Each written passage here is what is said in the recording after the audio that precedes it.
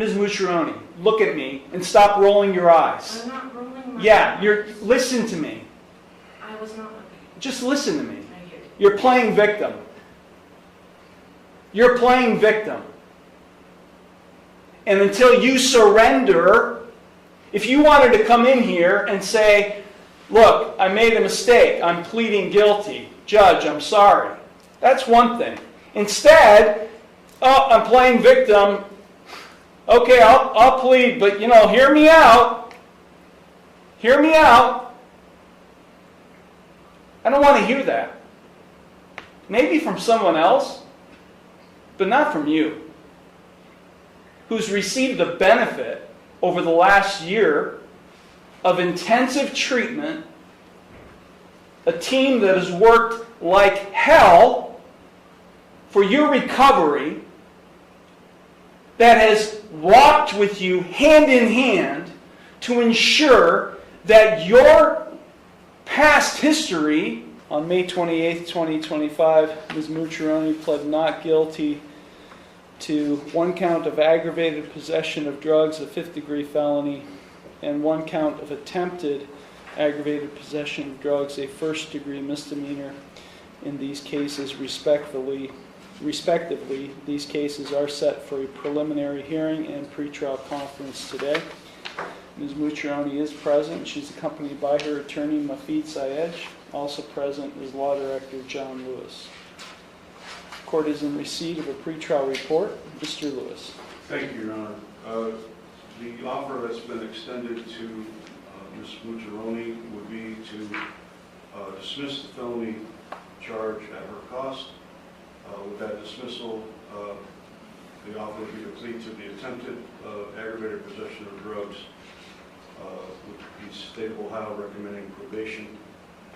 Whatever fine the court would deem appropriate, along with the court costs of the case, and the state of Ohio would recommend that Ms. Mucciaroni remain in this court's renewal court program.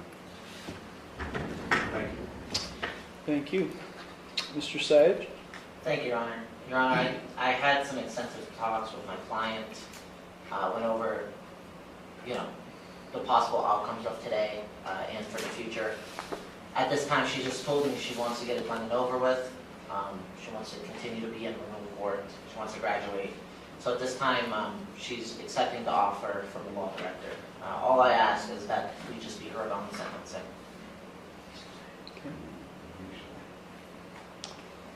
Okay, Ms. Mucciaroni, it's my understanding today that you would change your original not guilty plea and plead guilty to one count of attempted aggravated possession of drugs, a first-degree misdemeanor in 25 CRB 167.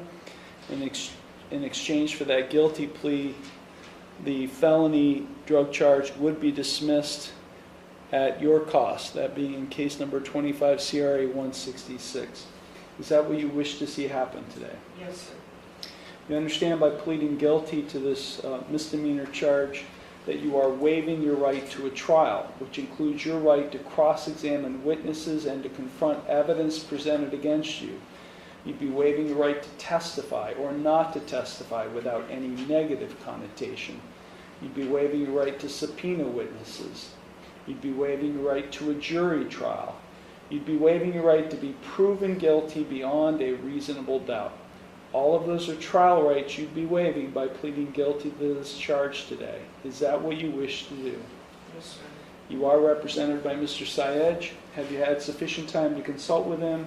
And are you satisfied with his counsel? Yes, sir.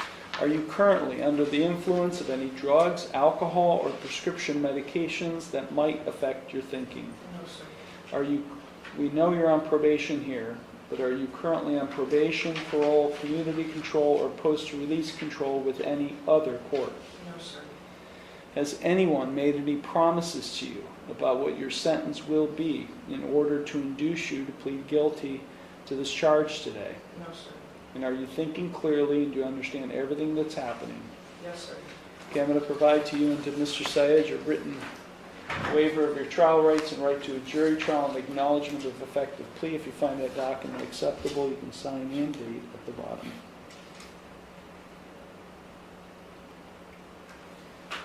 It's executed, Your Honor. Thank you. Court does find that the defendant and her attorney have executed in open court the written waiver. Court does find the defendant's plea of guilty to attempted aggravated possession of drugs, a first-degree misdemeanor, to be knowing, voluntary, and intelligent. The court will accept the guilty plea to that charge, and I will therefore find her guilty of that offense. I will dismiss, pursuant to the negotiated plea, the felony charge of aggravated possession of drugs in case number 25 CRA 166 at the defendant's cost. Okay, Mr. Sayed, is there anything you or your client would like to say in mitigation of sentence? Yes, Your Honor, just briefly. I know all of us here were familiar with Marissa. I'm not as familiar with Marissa as the court is, but while I say I haven't been on the renewal court team long, I've always heard good things about her. Speaking with her today, true. I want to start with the facts that brought us here today and the matter of how it happened. The pill bottle in question. She watches over her nephew, her sister's son. Those pills in question all belong to the nephew. I've conveyed today what could have happened, what should have happened, what we could have done. If it were up to me, and ultimately it's not, it's my client's decision, if it were up to me, I would have ran the prelim, I would have had her sister here testify to that and put it on the matter. She's been in renewal court, she was set to graduate, she hasn't tested positive for anything in over a year. She's on the right track, and in my opinion, she's the best person on the renewal court program, from my opinion at least. I believe the officer in question was fishing.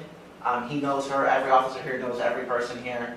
The warrant in question, there was a warrant out from the mistake from the clerks in the juvenile court. They have dealt with that matter. There should have never been a warrant out. They have dealt with that matter. Those pills, they weren't hardcore drug pills. They were pills prescribed to the nephew. Every one of those you can get a prescription from the pharmacy. That's why in my question, I wanted to run the prelim.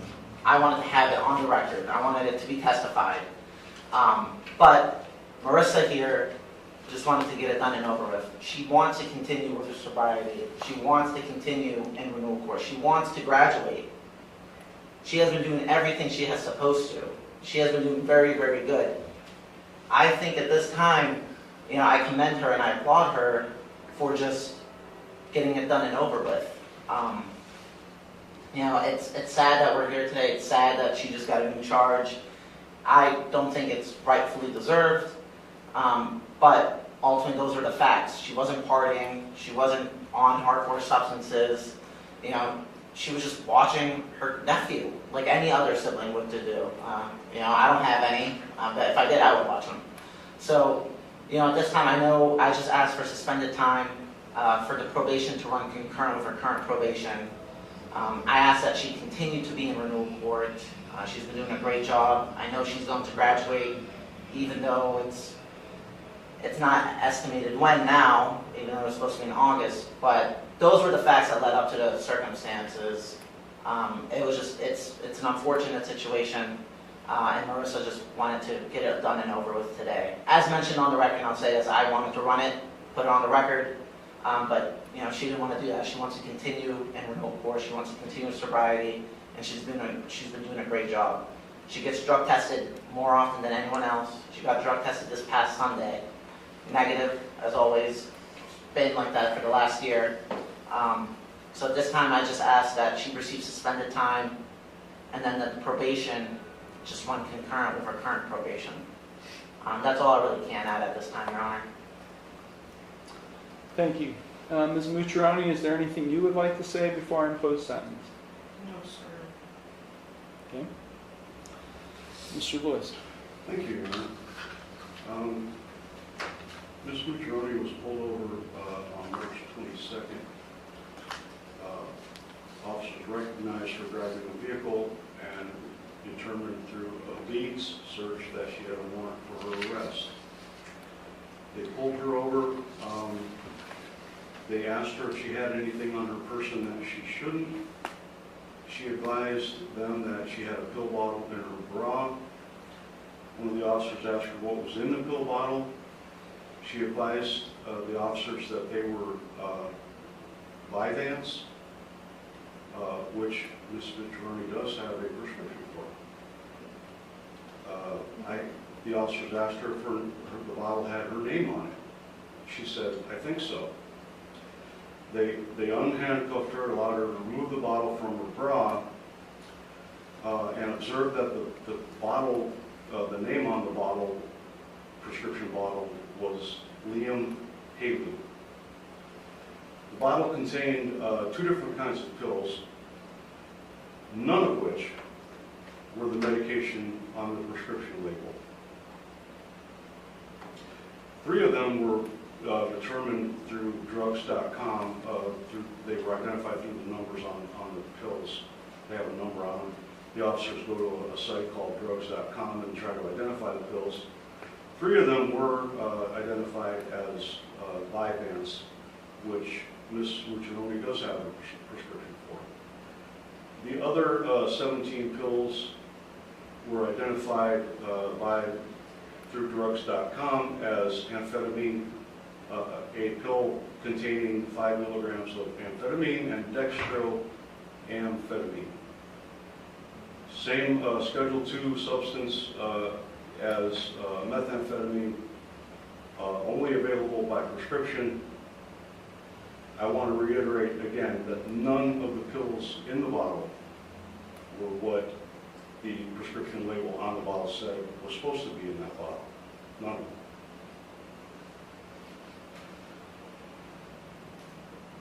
of them. Ms. Mucciarone was arrested on her warrant. The pills were sent off to the drug lab for identification and also to determine the quantity of the amount of drugs that were present. The lab report came back that the pills contained dextroamphetamine and amphetamine, 2.04 grams in total of amphetamine, which is a Schedule II controlled substance. Thank you.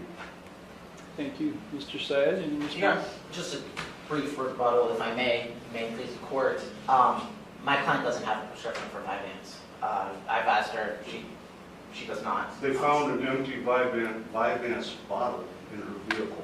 Right, it could have been an old one, but she does not have a current prescription for it. Well then, But nonetheless, Your Honor, we're not stipulating to the drugs here. I understand there's a pill bottle, the prescription didn't match the bottles in the pill. As I mentioned previously, she was watching her nephew.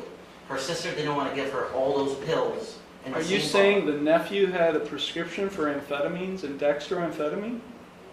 Yes. Is Yes. that what you're saying? Yes, Your Honor. That is But what the I'm- pill bottle doesn't say that. Right. She didn't want to put all those, she just needed a bottle to put those pills in for the time she was watching her nephew. That's all it was. Yeah, and then she did, after the fact, she went to the police station and she brought in the sheet of the prescriptions to the police station. Of course, it's not stated in the report. But all of it, as I mentioned, we can contest to everything that happened. It's Marissa's doing today that she wanted to get it done and over with, showing her maturity. As mentioned, I would have loved to ran this prelim, but that is what happened. She was just being an aunt, watching her nephew, who was on these prescriptions. The officer from the very beginning was fishing for something, because he knows Marissa. I know all the police officers know everyone here.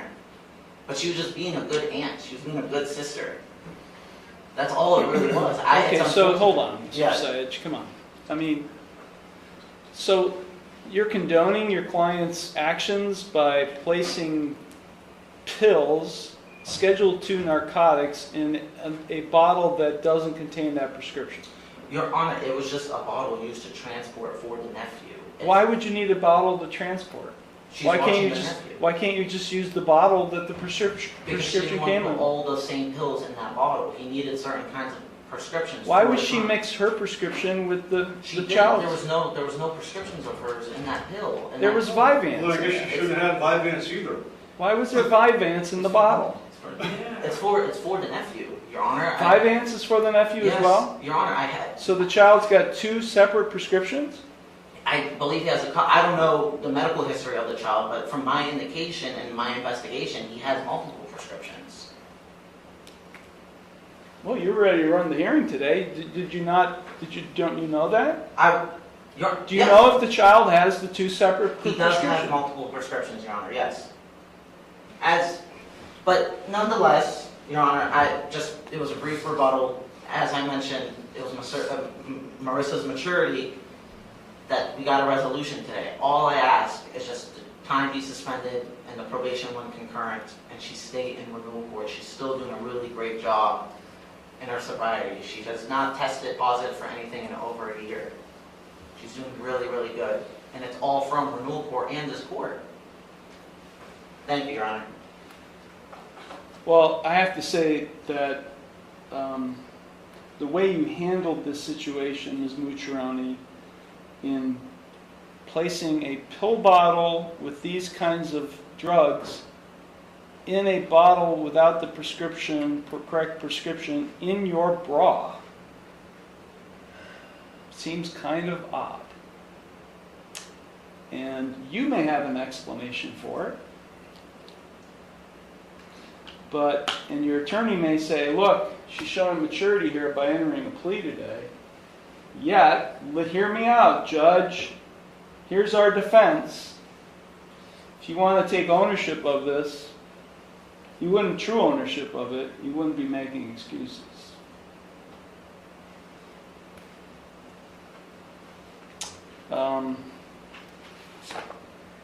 You are doing well in renewal court. You have been doing well. And, I think you've got an incredibly bright future ahead of you. You've had to deal with some pretty overwhelming circumstances of late. And I think everybody on the renewal court team is very happy with your progress and how you've been dealing with those circumstances. You're not a new mother, but you have an infant, and things have been you've been handling that situation really well. And then this happens. You could have exercised much better judgment. Assuming Mr. Sage everything that he says is true, which I'm not taking as true. Assuming everything he said is true, you could have exercised much better judgment. And I'm not sure if you are taking the same position as your attorney, that the police are out to get me attitude. I'm sorry? What'd you say? I'm not sure if you're assuming the same attitude as your attorney by saying the police are out to get me. Because that's what I heard from Mr. Syed a couple times when he was making the argument. The police know me, they're out to get me. I do think I should have made better judgment, but I do think that cop was very,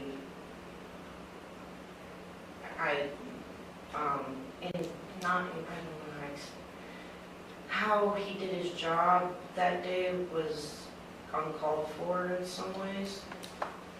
He just told me to get out the car without even telling me what was going on twice, and then told me if I didn't get out the car, he was going to take me out the car. And I said, for what though? I don't understand. And he said I had a warrant out. And that's when I proceeded to tell him I don't understand how I have a warrant out. I just took care of everything. And he had me in handcuffs, and I told him that I did have my medication in my bra. My Suboxone was in my bra too, that he never even cared to take out or have me take out. He just took the pill bottle right from my hands. I said Liam's medication in his bra and my Suboxone. Never said anything about that being my pill bottle or not knowing. I said my Suboxone was in my bra. I said Liam's medication is in my bra. And it's only because I care. I do that all the time. I put everything in my bra. That I don't want to have missing, stolen, or whatnot. And I guess that is probably not a good thing. I don't know. It's just honestly an old habit. And I will not do that habit anymore. Obviously, it was not a good idea. But no one ever said that medication was mine. I never told him the pill bottle was mine. So I don't know. That was definitely incorrect on what I heard. I told him my Suboxone was in my bra. The officer had indications that you had a warrant for your arrest. Yes. You may have disagreed with that because Yeah. you think you had it resolved. The officer had to do what he did, right? I Do you not understand that? I understand it You, now. I mean, it was indicated to him that there was a warrant for your arrest. Whether it's mistaken or not, in his system it showed a warrant for your arrest. Yes. I And the understand. officer did what he had to do. You may not have liked the way he handled it, but he had to take you into custody because there was a warrant. Yes. Well, he never took, he just, well, I guess that's handcuffing me. It's That's in taking you into custody, yeah. Okay. I guess I thought that would be taking me to jail, but, I don't think, my daughter was crying in the back seat, and I said, can a family member come pick her up? And his exact words was, CPS is protocol to call. So I mean, there was a couple of things that could have been handled differently in how he treated me. Now, am I saying he's not, he did his job? Yes, he did his job. But I do feel like the other officer there was looking down at him also in how he was acting. You know, this isn't a status hearing where we freely talk about things. And some of the things you're saying are troubling for me, hearing you say it.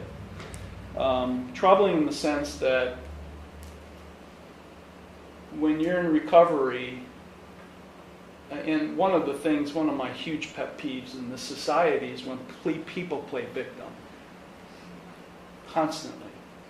Ms. Mucciarone, look at me and stop rolling your eyes. I'm not rolling my Yeah, listen to me. I was not. Just listen to me. I hear you. You're playing victim. You're playing victim. And until you surrender, if you wanted to come in here and say, look, I made a mistake, I'm pleading guilty, judge, I'm sorry. That's one thing. Instead, oh, I'm playing victim. Okay, I'll plead, but hear me out. Hear me out. I don't want to hear that. Maybe from someone else, but not from you, who's received the benefit over the last year of intensive treatment, a team that has worked like hell for your recovery, that has walked with you hand in hand to ensure that your past history is in the rearview mirror, truly in the rearview mirror, and that your future is one of absolute, total sobriety and recovery. And when I hear this attitude of playing victim, that's looking into your past. That's someone who says, I've been a victim in the past and I'm still a victim. And that's not, in my opinion, an attitude of someone who's truly looking forward in recovery. See where I'm coming from? Yes, sir.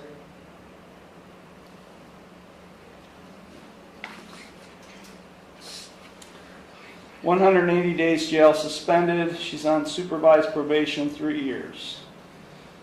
She is going to successfully continue her treatment. You're getting at Lark, right? Yes. Where else? Who's your mental health agency? Signature Health. Signature Health. Community Community Counseling Center. You're ordered to successfully continue your treatment at Lark Community Counseling Center, Signature Health, for substance abuse and mental health purposes. You're to comply with any recommended course of treatment and execute any necessary releases for our probation department, which they already have. To monitor, you're ordered not to purchase, possess, or consume any alcoholic beverage or drug of abuse or any suit-covering product or go into any bar or establishment for a period of 3 years. This is consecutive to all other sentences. I will impose a fine of $250 plus court costs. The defendant is advised of her right to appeal, of her right to appeal without cost, of her right to have counsel appointed on appeal without cost, of her right to have documents necessary to file an appeal without cost, and of her right to have a notice of appeal timely filed on her behalf. You will be permitted to continue in renewal court.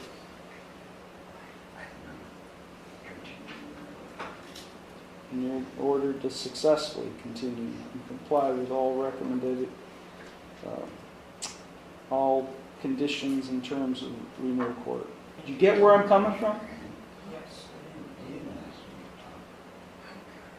Okay. Anything further, Mr. There's Lewis? a written dismissal here. Oh, yes, thank you. Thank you very much. Mr. Sayaj, anything further? Not at this time, Your Honor, thank you. Okay, this matter is concluded. Thank you all very much.